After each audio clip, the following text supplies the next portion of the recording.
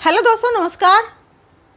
कई बार हम छुपे हुए मैंगो को नहीं पहचान पाते, नहीं देख पाते।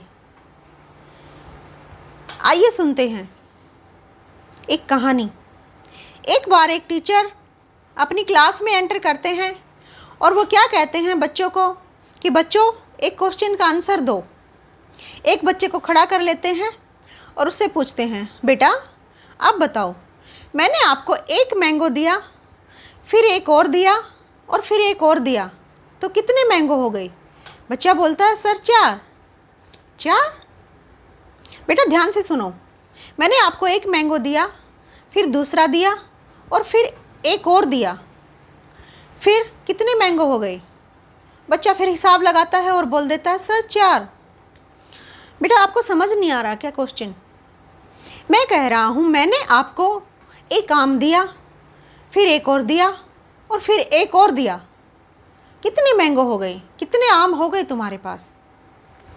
बच्चा फिर से हिसाब लगाता है और फिर कह देता है, सर 4।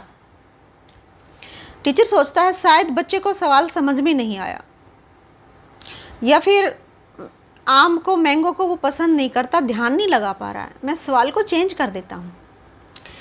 कहता है, बेटा मैंने आपको एक चॉकलेट दी, एक और दी, एक और दी, कितनी चॉकलेट हो गई?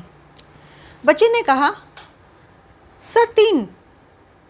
हाँ, गुड, वेरी गुड, अब समझे आप। तो इसी तरह बताओ, मैंने आपको एक मैंगो दिया, फिर एक और दिया, फिर एक और दिया, तो कितने मैंगो हो गए? बच्चा बोलता है, सर 4। अब टीचर को गुस्सा आ जाता है कि जब मैंने चॉकलेट आपको दी, फिर एक और दी, फिर एक और दी, चॉकलेट 3 हो सकती हैं, तो मैंगो 4 कैसे हो सकते हैं? मैंगो भी मैंने एक आपको दिया, एक और दिया, फिर एक और दिया, तो मैंगो 4 कैसे हो सकते हैं जब चॉकलेट 3 हो सकती हैं? सर मेरे पास एक मैंगो पहले से ही है मेरे बैग में, इसलिए वो मिला के 4 हो गए। धत्तरिका ये बात।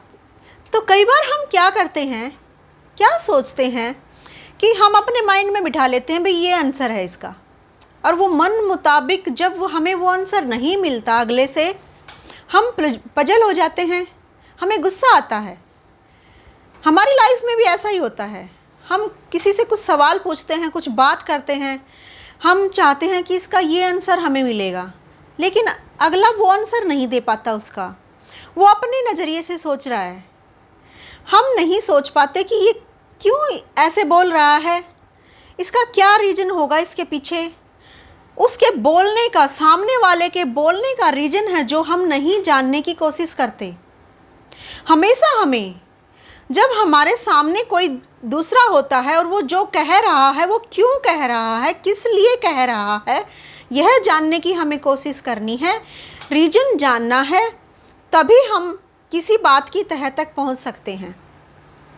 इस कहानी से हमें यही सीख मिलती है, लेकिन हम कई बार इग्नोर ही करते रहते हैं। जब हमें मन मुताबिक आंसर नहीं मिलता और उससे बात करना ही छोड़ देते हैं, या उसको पनिशमेंट दे देते हैं, सजा देते हैं और उसको इग्नोर करते हैं। हमें ऐसा नहीं करना है बिल्कुल भी।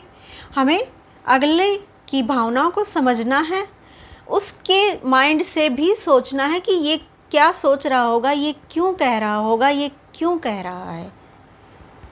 कल फिर मिलते हैं एक नए टॉपिक पर। जय हिंद, वंदे मातरम।